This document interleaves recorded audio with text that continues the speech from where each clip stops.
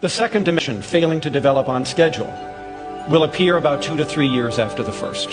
And this is known as the attention deficit, but it isn't. Here again, we have a misnomer. There are at least 6 or 7 kinds of attention and supporting networks in the human. They are not all disrupted by this disorder. What we want to know is which one. To help us with differential diagnosis, to help us tell ADHD from an anxiety disorder and from autism, and all the other psychiatric disorders, which all interfere with attention at some point in life, ADHD is not the only attention deficit. We need to be more precise. If someone comes to us and says, my child or I am inattentive, that is useless diagnostically. What I need to know is the nature of the inattentiveness.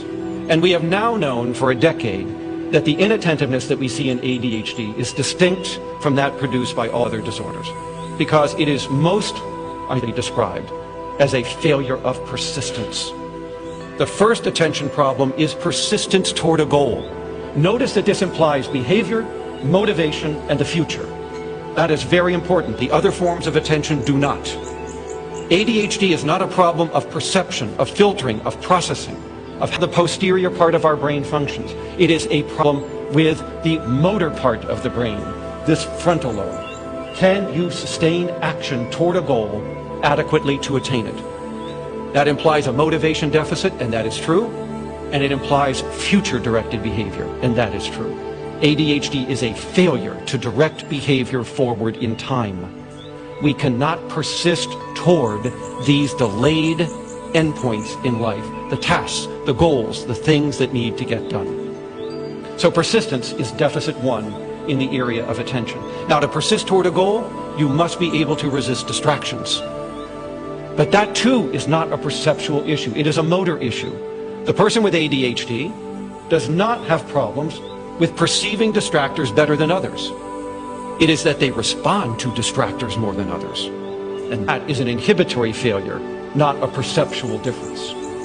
You and I may all hear the noise in the kitchen. The person with ADHD is compelled to react to it. Oh, did you hear that? I guess they're washing dishes. Maybe I'll stop in and take a look. Did you know I was a dishwasher when I was back in college? That's how I earn my way. Do you see what's going on here? You all heard the dish, but it was irrelevant to what we're here to do today. But to the ADHD individual, the distraction is going to provoke a response, and the response can't be inhibited. And now they're off to the races, skipping from one thing to another to another. Now, there is a third aspect here that is impaired, but it is not one of attention. Most people, when they are distracted, re-engage the incompleted goal. The person with ADHD is far less likely to do so. And this has nothing to do with attention. This is working memory. So I would want a family to understand that there's more here than inattentiveness. There is a working memory disorder. And I would want them to know that working memory is one of the 5 special executive functions of the human brain, suggesting that ADHD is EFDD, Executive Function Deficit Disorder. Because working memory is where we remember what we're doing. It is remembering so as to do. It is consciously, effortfully holding in mind the what, the when of what we are doing. It's what you lose at my age and when you hit menopause. You do not lose memory. You lose working memory. You forget what you were doing, where you were going, what the goal was, the steps to the goal, how you were getting there. It is that that allows you to re-engage the incompleted goal, because you are holding in mind the goal. It is that which ADHD children and adults will lose. The goal is gone. It is forgotten. And now anything else compelling around them will capture their behavior. Hence the symptom skips from one incompleted activity to another. The ability to re-engage a goal is a working memory disorder. And that's what they cannot do. And this begins to open the door on the possibility that the other 4 executive functions are impaired as well. More on that later.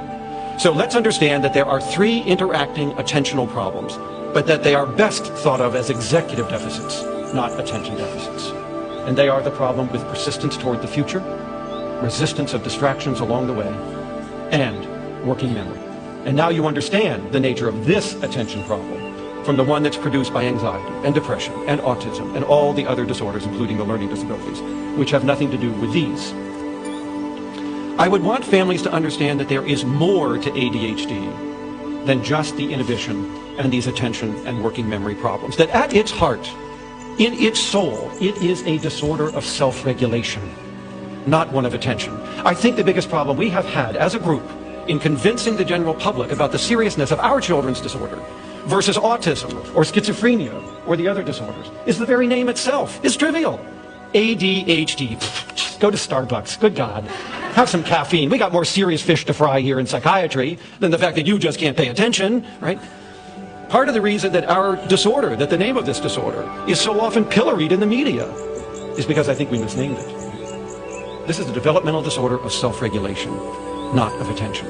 And that is a serious disorder. Serious as manic depression, and in its own way as autism. But it doesn't convey that to people if they understand it only as ADHD, as opposed to SRDD, a self-regulatory developmental disorder. So I would want families to understand the seriousness of this, that this isn't simply inattention. There are some profoundly unique human traits that are not emerging as they should in this individual. And if you'll understand that, you'll understand the bigger picture, the why of everything. If it's just an attention problem, why am I seeing impairments in virtually every domain in which this child is asked to function?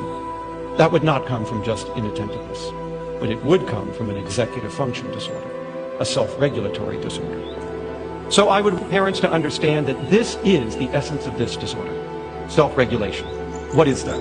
It is, first of all, the ability to consciously, willfully choose to inhibit your behavior and then to engage in a series of self-directed actions. That is, after all, what self-control is. You start to do things to yourself. These are responses that are not directed at the world around you.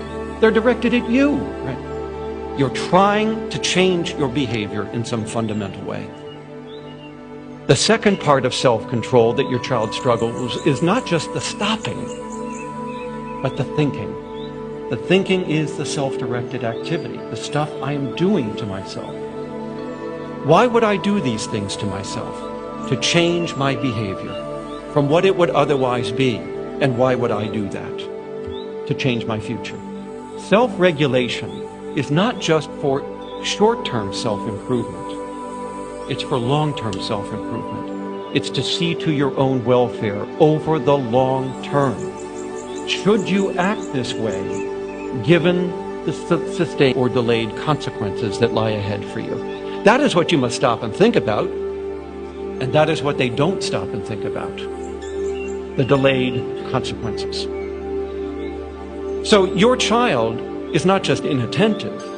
They cannot stop and engage in a series of self-directed actions that they will now use to modify and moderate their behavior so as to bring it in line with their long-term welfare, the future. And that's what your child is struggling so mightily with in their development. It's what the other kids are acquiring, and your child is so far behind him.